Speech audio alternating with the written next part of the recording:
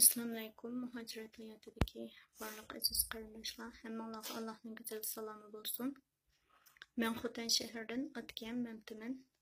Men oilamdagilar uchun guvohlik bermoqchi. Mening yo'lishim Abduqahhor Mamtimanni Xitoy tajovuzchilari 2017-yil 4-oyning 9-sida tutqun qilgan. Tutqun qilinish sababi bo'lsa aniq emas.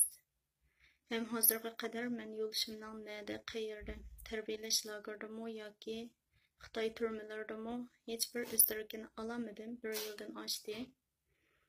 Va shundaqla 2017-yili 3-oylarda yana yo'lishimning ikkinchi inisi Abduqayyum Mamtiman 32 yosh.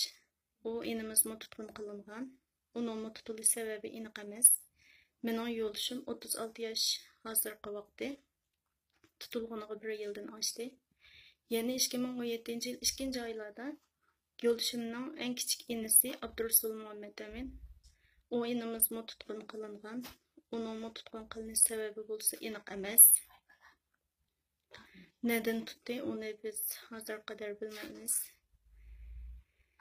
Ve men vatanda qolgan kichik 3 farzandimning, ota-onamning, qarindoshlarimning ve başka her qandaq urug' tuqqanlarimning izdirikini hozir qadar qilolmayapman.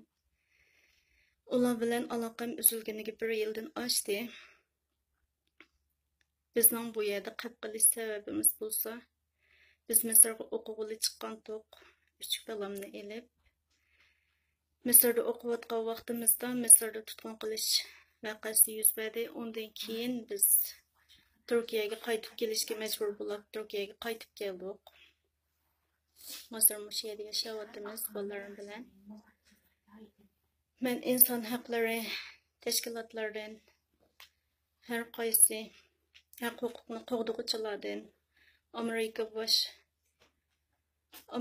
boshlig'i Trumplardan shuni o'tinaman va talab qilamanki, menga o'xshagan qancha minglagan qarindoshlarim, hemşirelerim ve mening farzandlarimga o'xshagan qanchalagan farzandlar ota-onasiz tirik yetim holatda yashayotidi. Bizning haq huquqlarimizni qo'g'dab berishini, bizga yordam qilishini men inson haqlari tashkilotlaridan, Amerika hukumatidan o'tinaman ham talab qilaman.